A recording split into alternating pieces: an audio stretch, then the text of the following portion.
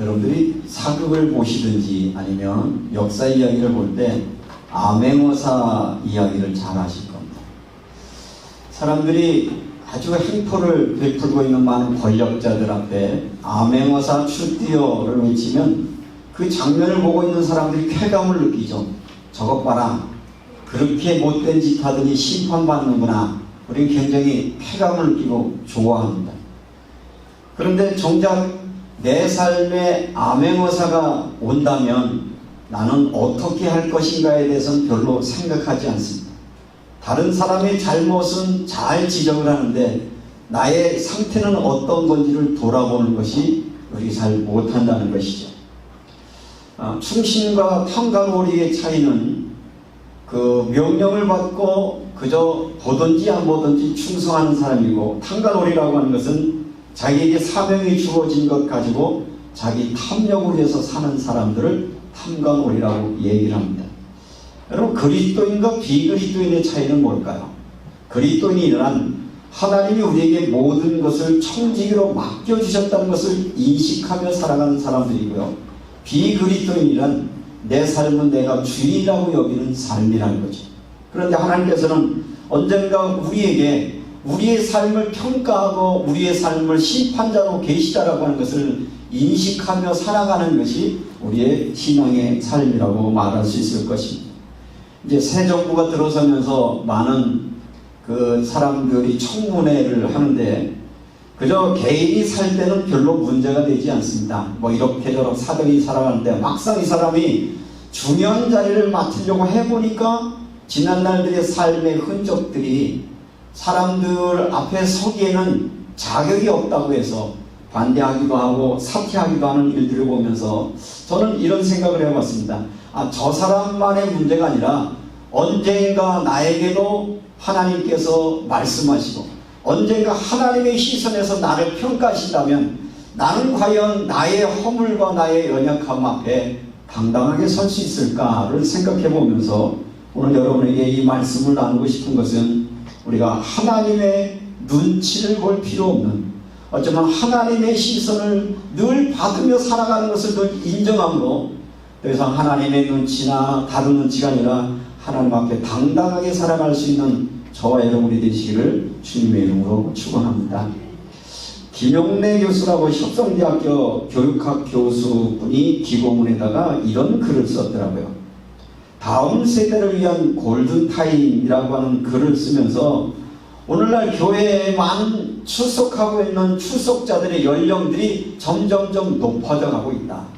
어린아이들은 점점 줄어들고 있고 청소년들은 교회를 떠나가고 청년들의 수가 감소하고 있는데 왜 원인이 무엇일까? 이 세상에 있는 모든 가치관의 변화로 많은 청소년들, 청년들이 세상의 문화에 사로잡혀서 하나님을 떠나가고 있고, 또 한 가지는 기성세대에 대한 실망 때문에 많은 젊은이들이 교회를 등지고 있는데, 문제는 그런 심각성을 이야기하는 거 끝나는 게 아니라 그러면 어떻게 다시 젊은이들로 어린아이들로 하나님 앞에 서게 할 수 있을까? 교육적인 방법이 뭐냐? 그러면서 저가 얘기하는 것은 우리의 사랑하는 자녀들에게 하나님의 시선을 의식하며 살아갈 수 있는 교육이 필요한데, 이것은 집중적인 교육이 필요하다. 보통 이제 청소년 때 아이들이 이탈하고 아이들이 일탈하는 이유는 보면 부모의 눈을 가릴 수 있다고 생각을 하니까 일탈을 하는 것 같죠. 엄마의 눈을 피하고 아버지의 눈을 피하고 선생님의 눈을 피하고 사람의 눈을 피할 수 있다면 하는 것 때문에 많은 이들이 청소년 때 갈등하는데, 그래서 그들에게 뭘 가르쳤냐면 내가 부모의 눈을 피할 수 있고 선생님의 눈을 피할 수 있지만 하나님의 눈을 피할 수 없고 하나님은 너를 보고 계시고 알고 계시다는 것을 어렸을 때부터 가르쳐라. 어렸을 때부터 하나님 앞에 살아가는 것을 가르치는 것만 앞으로 교회가 살아나갈 방안이다 라는 그 글을 읽으면서 제 마음속에 맞다. 하나님 앞에서 살아가는 삶, 하나님의 시선 앞에 살아가는 저와 여러분이 되시기를 주님의 이름으로 축원합니다.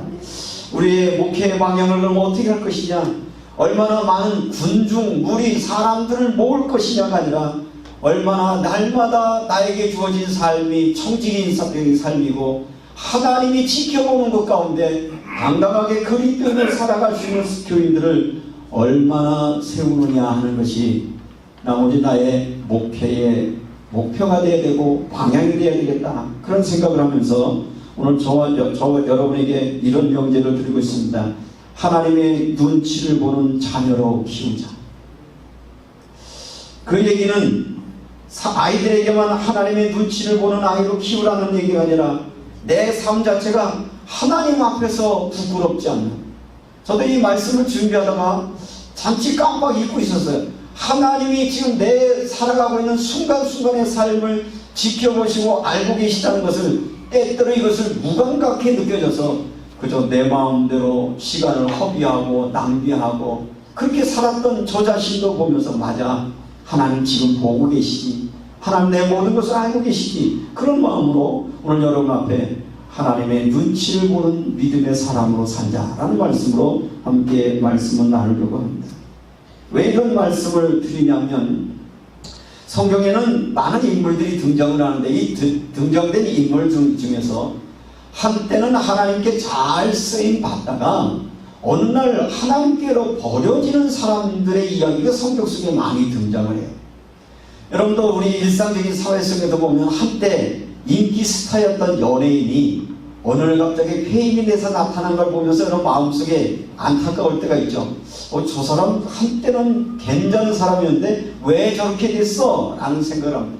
그게 남의 이야기가 아니라 정말 우리의 삶에 하나님의 은혜가 공급되고 하나님의 은혜 가운데 살아가는 우리의 삶에 하나님의 외면, 하나님의 버리심 속에 있다라면 우리도 어쩔 수 없이 성경에서 이야기하고 있는 이 믿음의 사람들, 버림받은 사람들, 쓰임받는 사람, 둘 중에 하나의 결과가 여러분의 인생 가운데 있다는 것을 기억을 하면서 성경은 이와 같은 역사적인 사람들의 이야기를 하면서 우리에게 교훈을 주는 것이죠. 내가 계속적으로 하나님의 인도와 도우심 속에 살아갈 거냐, 하나님의 외면받는 삶을 살 거냐를 선택하라고 오늘도 말씀을 주시는 줄 압니다.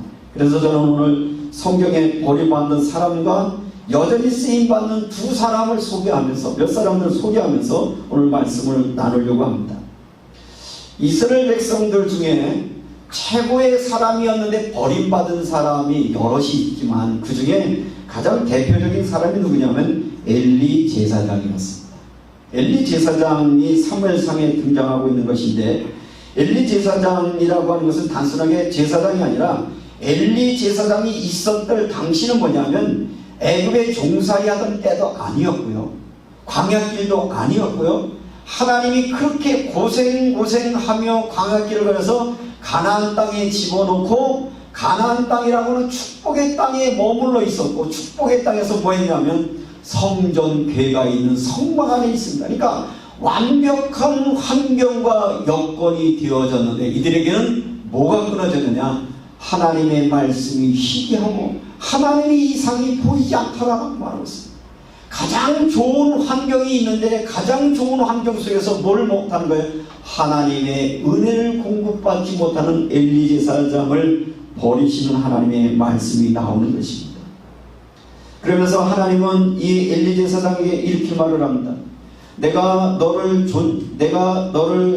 전에는 내 집과 내 조상의 집이 내 앞에서 영원히 행하리라 하였으나, 하나님의 은혜가 계속 공급받을 때는 하나님의 은혜가 임했지만 너희가 이제는 결단코 그렇지 아니하리라. 하나님의 한때는 최고의 은혜를 받은 사람이요, 요즘으로 말하면 목회에 성공한 사람이, 영성에 성공한 사람이지만 이 사람이 어느 날 변질됐단 말이죠. 이 사람에게 어느 날 문제가 왔는데 그 문제는 어디서 말하고 있냐면 사무엘상 3장 1절의 말씀을 보니까 그때 엘리에게 말씀이 희귀하여 이상이 흔히 보이지 않았다라고 얘기합니다. 뭘 얘기하려고 합니다? 은혜의 통로가 차단되기 시작할 때부터 엘리는 병들기 시작했고, 엘리라고 하는 이 최고의 신앙의 지도자가 병드니까 그 병은 어디까지 전달되면 자녀에게까지 영향이 끼쳐서 홈니와 피느하스라고 하는 두 아들이 여전히 성전 안에 있지만, 여전히 하나님 앞에 예배를 돕는 자로 있지만 저들은 하나님의 마음을 분노하게 하고 하나님의 마음을 아프게 하는 일들을 계속 진행하고 있지만 그 아버지는 그 아이들에 대하여 책망하지 않습니다. 겉으로는 책망, 아들아 그리하지 말라, 그리고 끝입니다. 심지어 어떤 일까지 벌어지냐면 하나님 앞에 드려질 예물이 하나님께 드리기 전에 자기의 것으로 삼기도 하고 성막에 수정두는 여인과 간음하는 일들을 벌였음에도 불구하고 별로 대수롭게 여기지 않는 그 엘리의 그 상황이 뭐였냐면 은혜가 공급이 끊어지면 하나님의 영성이 무뎌지면 사람은 자기 합리화에 빠지고 무감각에 빠지면서 자녀들에게도 경고하지 않는다는 것이죠. 그 결과는 어떤 것이었습니까? 그 두 아들이 다 죽을 뿐 아니라 가문 전체가 멸망당하는 아픔의 이야기를 굳이 성경에 쓴 이유가 뭐겠느냐? 엘리 제사장 고숫다, 그 정도가 아니라 너희에게도 그런 상황이 벌어지면 너에게도 똑같은 결과가 올 거라는 하나님의 경고하심을 듣는 저와 여러분이 되시기를 주님의 이름으로 축원합니다. 때때로 저는 이 말씀을 들을 때마다 두려움으로 있습니다. 하나님, 내게 하나님의 말씀이 끊치지 않게 하시고 내가 하나님의 은혜 공급받는 것이 중단되지 말게 하시옵소서. 사랑하는 성도 여러분, 오늘 이야기는 엘리라고 하는 한 개인의 이야기가 아니라 하나님 앞에 한 시대 쓰임받았던 최고의 사람이요 믿음의 사람조차도 계속적인 하나님의 은혜를 공급받지 못하면 하나님으로부터 버림을 받을 수밖에 없다라고 하는 경고의 말씀인데, 오늘 성경은 이렇게 말을 합니다. 이제 결단코 그렇지 아니하리라. 나를 존중히 여기는 자는 내가 존중히 여기고 나를 멸시하는 자를 내가 경멸하리라. 하나님의 약속하기는요, 하나님을 아주 존귀하게 여기는 사람은 하나님도 존귀 여기지만 하나님을 경멸하는 자, 하나님을 함부로 대하는 자에게는 하나님의 약속을 파기하고 있다는 것을 말씀하고 있습니다. 뿐만 아니라 당시에 엘리의 상태를 표현하면서 엘리의 눈이 점점 어두워져, 눈이 갑자기 나빠진 게 아니라 엘리의 눈이 점점 어두워졌다고 했습니다. 세월이 흘렀겠죠. 나이가 들었겠죠. 그러나 여기서 얘기하는 말은 눈이 나빠졌다는 얘기가 아니라 하나님을 바라보는 영안의 눈이 어두워지고 하나님을 바라보는 믿음의 소망이 사라지니까 저의 관심은 그저 육신의 것, 당장 현실에 있는 것에 마음을 뺏길 때 저의 감은 패망의 감으로 남을 수밖에 없다라고 하는 이 사실을 하나님은 우리에게 말씀하고 있습니다. 이것은 은혜에 공급받지 못한 지도자의 삶에는 하나님의 경고, 이 피폐하심이 있다는 것인데, 그것은 제게 주신 하나님의 경고의 말씀이고 오늘 이 자리에 참석하신 중직자에게 주신 하나님의 경고의 말씀이고 이 자리에 있는 여러분 모두가 오늘 이곳에 오신 여러분에게 주신 하나의 경고의 음성으로 들으시기를 주의 이름으로 축원합니다. 왜냐하면 이것은 그냥 하나님이 그냥 하시는 말이 아니라 역사적으로 봐도 하나님께 쓰임받았던 사람이 어느 날 버려지는 그 이유가 뭐냐면 은혜가 공급되어지는 것을 차단되고 말씀이 끊어질 때 이와 같은 것이라고 말하는 것입니다. 이렇게 영성이 무너지면 하나님의 시선은 무시하고 사람의 시각, 사람의 눈으로 모든 걸 평가한다는 말이죠. 부모의 마음은 자녀들에게 집중되기 때문에 아이가 성공한다면 신앙은 두 번째라고 생각하는 부모들이 의외로 많습니다. 성공할 수 있다면 예배는 나중에 해도 돼, 신앙은 나중에 해도 돼. 이래서 사실은 한국교회에 지금 많은 중직자들이 있지만 자녀들이 교회를 떠나는 이유가 뭐냐? 너 하나님 믿는 거 나중에 천천히 해도 되니까 일단 성공해라, 목표를 향하여 달려가라. 이게 오늘의 우리의 모습이다라고 하는 것입니다. 그래서 성경은 우리에게 경고하고 있습니다. 분명한 사실은 하나님의 시선을 무시하는 이것은 하나님을 무시하는 것이고 하나님의 경고는 이 시대에 저와 여러분에게 주었다는 것이죠. 신앙이라고 하는 것은 제2차적인 것이고 신앙은 야망의 도구로 되어지는 것이고 이때 하나님의 외면되어지고 하나님이 버려두면 잘 나가는 것 같은데 어느 날 문제가 터지기 시작하는 겁니다. 인기가 좋을 때 잘 관리해야 되는데 영원히 하늘을 높은지도 모르고 달려가다 어느 날 인생을 표명하는 많은 연예인들처럼 한때는 하나님께 쓰임받았던 사람들이 외면받는, 어쩌면 하나님의 심판이기보다는 하나님은 간섭하지 않습니다. 무관심합니다. 어떤 범죄를 지어도 하나님이 버리기 시작하면 그때부터 문제가 온다는 것이어서 이 세상에 가장 두려운 것은 뭐냐? 하나님이 내 기도에 귀 기울이지 않을 때, 하나님이 나에게서 책망하지 않을 때, 하나님이 나에게 관심을 끊을 때가 가장 두려움이 있다는 것을 기억을 하시면서 하나님 앞에 예배하는 저와 여러분의 삶이 되시기를 주님의 이름으로 축원합니다. 여러분, 엘리 제사장은요, 성전에 법궤가 있는 성전 안에 있었는데 은혜를 못 받았다. 지금 우리 교회의 예배 환경은요, 어쩌면 최상입니다. 에어컨 다 틀어놓고 여러분 별 걱정 없이 살아가게 하는데 왜 은혜가 안 될까요? 오히려 예전에 여러분이 어려울 때는 더 예배가 됐잖아요. 여러분이 힘겹고 어려울 때는 더 기도했는데 왜 이렇게 평온과 은혜를 줬는데 우리에게 하나님의 말씀이 희귀할까요? 우리의 영혼을 돌아보면서 하나님, 내 영혼이 무뎌지지 않게 도와주시고 내가 다시 기도가 회복되게 하시고 하나님 앞에 예배의 감동이 회복되게 하시고 성령의 은혜의 감동이 회복되는 은혜를 주옵소서. 기도하는 저와 여러분 되시기를 주님의 이름으로 축원합니다. 두 번째 사람은 이스라엘의 초대왕 사울이죠. 많은 왕이 있지만 첫 번째 왕이라는 것은 굉장히 의미가 있는 거잖아요. 이스라엘 백성들이 그렇게 왕을 원해서 왕을 삼았어요. 왕을 삼으실 때도 사람들이 원하는 것이 아니라 하나님이 원하시는 사람을 이 사울 왕을 세웠는데, 그런데 이 왕이 하나님께 부름받고 쓰임받을 때 정말 하나님과 동행하니까 승승장구했는데 어느 날부터 문제가 와지기 시작했습니다. 그러면서 하나님은 사무엘상 9장 16절에 사울 왕을 세운 것을 후회하노라 라고 말하고 있습니다. 하나님이 후회하는 인생이 되어서는 안 되지 않겠습니까? 하나님이 필요해서 왕으로 삼았다가 하나님의 뜻에 순종하지 않게 될지 하나님은 후회하십니다. 그래서 훗날 이 사울 왕의 가족은 어떻게 됩니까? 그 아버지가 하나님 앞에 온전히 서지 못한 것 때문에 그 가문 자체가 멸망당하는 위기에 처했는데, 이것은 남의 이야기가 아니라 우리의 삶의 모습이요 우리 현재의 모습임을 그렇게 말하고 있습니다. 사무엘상 15장 24절에 내가 여호와의 명령과 당신의 말씀을 어긴 것은 내 백성을 두려워하여 그들의 말을 청종하리라 라고 말하고 있습니다.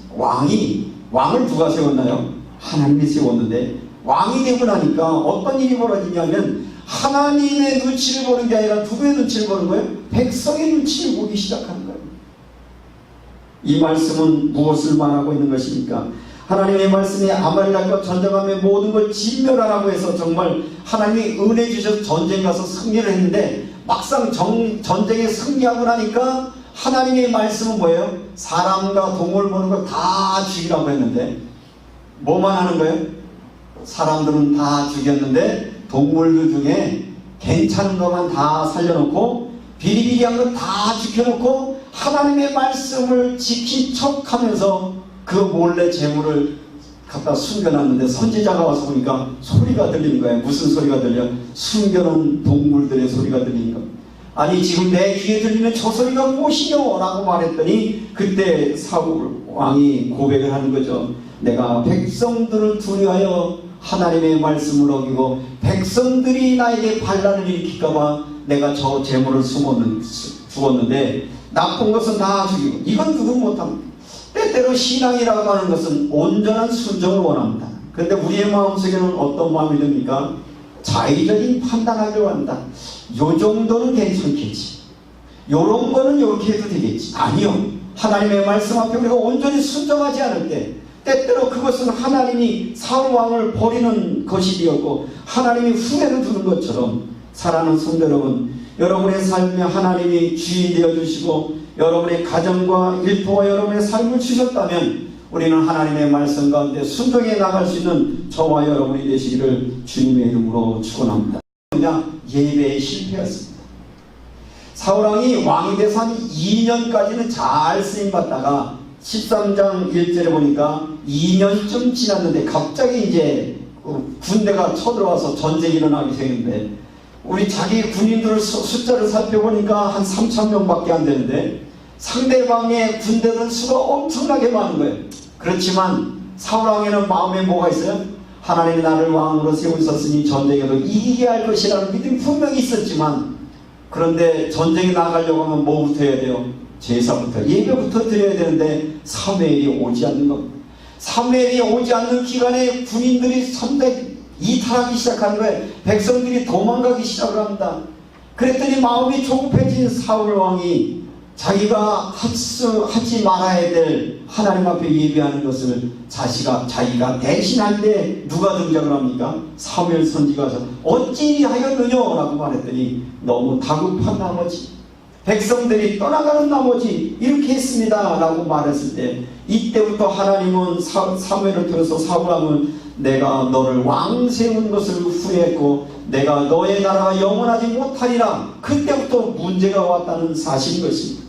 사랑하는 성도 여러분, 우리의 신앙이라고 하는 것은 여러분의 자의적인 선택을 요구하지 않습니다. 신앙은 하나님의 말씀 앞에 온전히 아멘으로 순종하는 것입니다.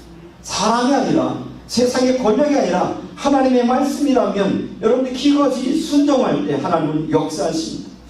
저는 이 말씀을 준비하다가 그런 마음이 들었습니다. 하나님, 내게도 때때로 이런 상황이 올 때가 많이 있는데 하나님, 목사가 성도들의 신앙생활을 지도할 때 하나님의 말씀으로 아닌 것은 아니라고 말하고 그런 것은 그런 거라고 말할 수 있는 마음이 되어야겠는데 때때로 교인의 상태에 따라서 내가 하나님의 말씀을 온전히 못 전하는 그런 죄를 범하지 말게 하옵소서. 왜냐하면 오늘 이스라엘 이 사울 왕이 가장 두려웠던 것은 뭐냐? 저 군인 없는 왕이 무슨 힘이 있겠냐는 거죠. 누구 계시면 되는데 하나님이 붙드시면 되는데 딱 현장에서 보면 아니 군인들이 이탈하고 나면 전쟁은 누가 해? 코미디 프로는 손은 누가 키워? 하나님이 하실 것인데 그 영자가 오니까 저들이 안 하면 어떡하지? 그러니까 저들이 떠나가는 걸 보고 하나님의 말씀을 어기는 모습을 보면서 하나님 우리 교인들의 상태들 우리 교회의 상황들 이런 것 때문에 하나님의 말씀을 왜곡하거나 하나님의 말씀을 타협하지 않는 은혜를 내게 주옵소서 이렇게 기도하고 있습니다. 여러분도 여러분의 가정에서 신앙생활을 하실 때 하나님의 말씀과 나의 삶의 현장 속에서 정말 갈등이 일어날 때 뭐를 선택할 수 있는 믿음이 있어야 되죠. 하나님의 약속과 말씀을 선택하는 그런 축복이 여러분의 있기를 주님의 이름으로 축원합니다. 하나님께 버림받은 사람들은 이외에도 북이스라엘에 19명의 왕들이 있는데 BC 922년에서 722년 동안 이스라엘 북이스라엘을 계속 망하는 거예요. 계속. 이유는 뭐였냐? 하나님을 버리고 헛된 것을 섬길 때 왕으로 세워졌지만 실패하는 왕, 차라리 왕 안 되는 게 낫죠. 우리가 하나님의 자녀가 되는 권세를 주셨다고 말씀하고 있는데 하나님의 자녀가 되는 권세를 받았음에도 불구하고 하나님이 우리 삶에 간섭하지 않게 되어지면 마치 실패하는 19명의 북이스라엘 왕과 똑같은 현상이라는 것입니다. 그러므로 사랑하는 성도 여러분, 하나님께 버림받고 외면받는 것이 아니라 하나님의 은혜 가운데 살아가는 저와 여러분이 되시기를 주님의 이름으로 축원합니다. 북이스라엘 왕의 특징들은 뭐냐? 하나님을 버리고 헛된 것을 섬겼습니다. 어쩌면 이스라엘 백성들이 430년 종살이할 때는 하나님의 은혜를 삼하는 사모의 마음이 있었어요. 그죠?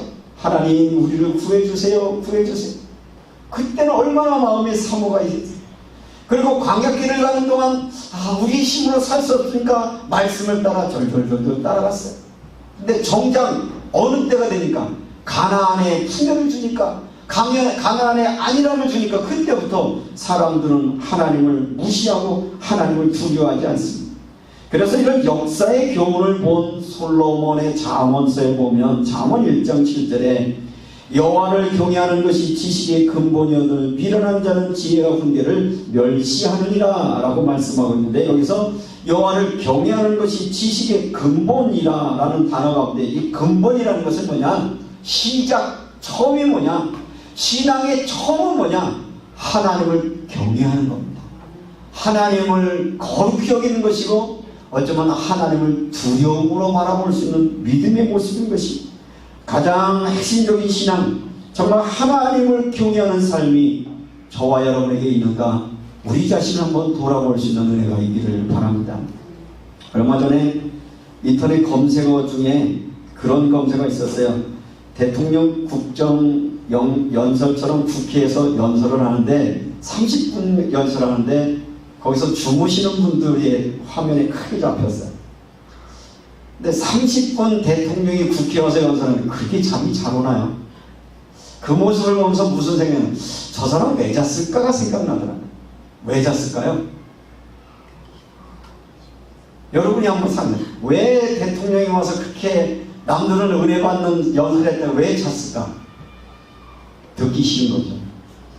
저게 대통령 되지 말았는지 저게 대통령이 되라고 내가 될 건 다 돼. 그러니까 아예 꼴도 보기 듣기 싫으니까 아예 잠들어 버리더라고요. 저는 그 모습을 보면서 하나님, 대통령 앞에서 대통령 연설 앞에 조는 사람들을 보고 사람들이 어떻게 사람이 저러냐고 얘기하는데 하나님 앞에 예배하는 나의 모습은 어떨까? 여러분들 예배하러 오신 여러분의 모습이 화면에 찍힌다면 여러분들 사람들이 하나님은 뭐라고 하실까? 그런 걸 생각해 보신 적은 없으십니까? 하나님 앞에 예배하는 나의 준비의 태도, 자세, 나의 표정, 오기 전에 나의 모든 것들을 사실은 사는 사람은 아무도 모르는 것 같지만 누구는 보고 계셨죠? 주님은 보고 계셨고 하나님의 시선은 다 보고 계셨는데 종종 그래서 우리가 이런 얘기를 합니다. 교회에서의 나의 모습과 집에서 살아가는 나의 모습이 같은가라고 한번 보자는 말이죠. 이게 이제 사람들에게 굉장히 좀 부정적이어서 목사를 향하여 비난하기를 목사님 강대상에서 제발 사십시오 이렇게 말한다는 거 아닙니까? 왜? 강대상에 있을 때 목사 같은데 집에 가면 아니란 얘기죠. 우리는 그런 이중적인 삶이 우리도 모르는 사이에 됐는데 이유는 뭐냐? 하나님의 시선을 의식하지 않기 때문에 그렇습니다. 신앙은 뭡니까? 하나님이 여러분을 보고 계십니다. 하나님이 여러분의 처지를 알고 계십니다. 여러분이 어느 곳에 있든지 그분은 그곳에 계십니다. 그곳에 계심을 인정하는 것이 신앙이고 그것을 믿어질 때 우리는 그 은혜 가운데 승리하는 귀한 삶을 살아가는 것입니다. 그러므로 사랑하는 성도 여러분, 여호와를 경외하는 삶이 여러분에게 있기를 주님의 이름으로 축원합니다. 우리는 하나님 보실 때 하나님은 우리를 바라볼 때 어떻게 볼까? 그런 면에서 이제 오늘 성경 본문의 다윗은 어떤 신앙을 가지고 있었느냐? 하나님은 어떤 분이냐? 하나님은 여호와여 나를 살펴보셨으므로 나를 아십니다 라고 고백합니다. 다윗이 왜 신앙의 사람이 되느냐? 이유는 간단해요. 하나님은 나를 다 아십니다. 나를 다 보고 계십니다.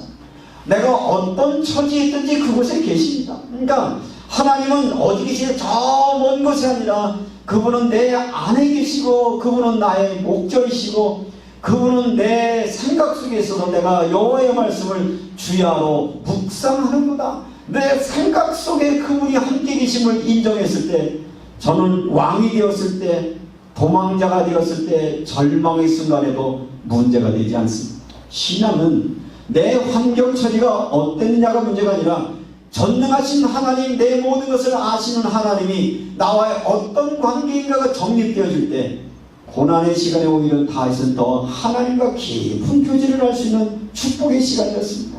사랑하는 성도 여러분, 혹시 여러분들이 사망의 음침한 골짜기를 다니고 계십니까? 주의 손을 체험하시기 바랍니다. 여러분이 외로움 속에 있습니까? 답답함 속에 있습니까? 오히려 그때 주님은 여러분에게 더 이야기 것이고 여러분에게 말씀 것이고 여러분과 함께하기를 원하십니다. 왜 하나님이 우리의 말씀이 우리 속에 들리지 않을까요? 너무 분주해요. 너무 우리의 생각들이 세상의 것에 나눠졌어요. 그래서 하나님의 음성을 들을 수 없습니다. 밤하늘의 별을 보신 적이 언제 있으신가요? 잘 안 보입니다. 너무 작단 불빛이 많아서 안 보입니다. 가장 보려면 사람이 없는 사막 한가운데로 가면, 이번에 제가 캘리포니아 갔다가 정말 보고 싶은 게 있었는데 사막에서 별을 보고 싶더라고요. 아무 사람도 없는 사막으로 가서 차를 세워놓고 불을 다 꺼놓고 거기 있는데 정말 별이 쏟아지는 것 같았는데 별이 보인 게 아니라 하나님 제게 말씀하시는 겁니다. 딴 건 쳐다볼 게 없어요. 오직 주만 바라볼 때 그분은 점점점 우리에게 가까워지시, 주변에 불들을 끊으면 별이 우리에게 쏟아져 내리듯이 여러분이 가장 고독하다고 느끼는 순간, 가장 절망이라고 느끼는 순간 하나님은 여러분에게 더 가까이 오시는 그런 은혜를 경험하는 여러분이 되시기를 주님의 이름으로 축원합니다. 제가 예배 전에 하나님 내 삶을 살sap시 살피시고 모든 사실을 직접 알아보소서. 나는 주님 앞에 활짝 펼쳐진 책이니 멀리서도 주께서는 내 생각을 다 아십니다. 메시지 성경에 번역한 시편 139편을 여러분에게 소개를 했던 것입니다.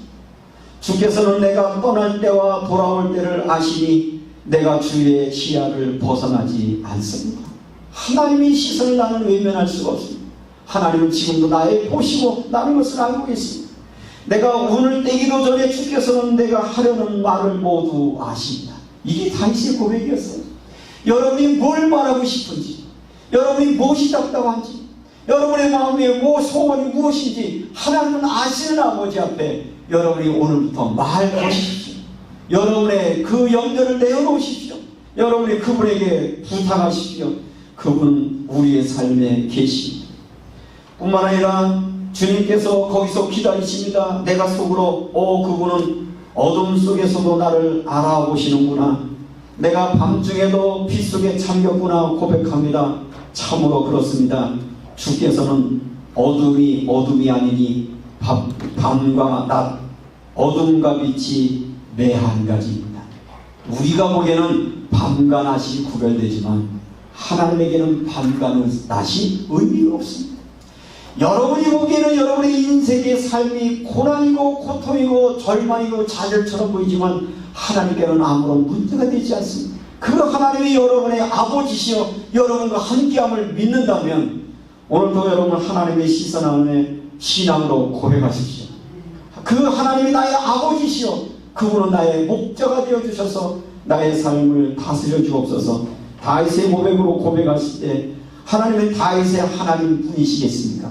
여러분의 하나님이 되셔서 여러분을 사망의 음침한 곳에서 건져내실 뿐만 아니라 하나님과 동행하는 은혜의 축복이 여러분이 있기를 주님의 이름으로 축원합니다. 매번 하나님 앞에 예배를 드리는데 말씀이 들리지 않습니까? 여러분이 영적으로 무감각해져 그렇습니다. 여러분들이 하나님과의 관계가 소홀해져서 그렇습니다. 그러므로 이 한 주간 기도하십시오. 하나님, 내가 엘리가 범하는 죄를 범하지 말게 하시고 내가 사울왕이 범하는 범죄를 범하지 말게 하시고 이스라엘 왕들이 범했던 죄를 범하지 않게 하시고 다윗에게 주셨던 그 믿음을 내게 주셔서 여호와는 나의 목자시니 내게 부족함이 없는 그 은혜를 주시고 다윗의 하나님은 목자가 되시는데 다른 사람에게는 왜 그런 역사가 일어나지 않습니까? 하나님은 여러분의 하나님이십니다. 여러분은 누굽니까? 하나님은 아버지는 농부라 나는 포도나무에 너희는 가지라고 했습니다.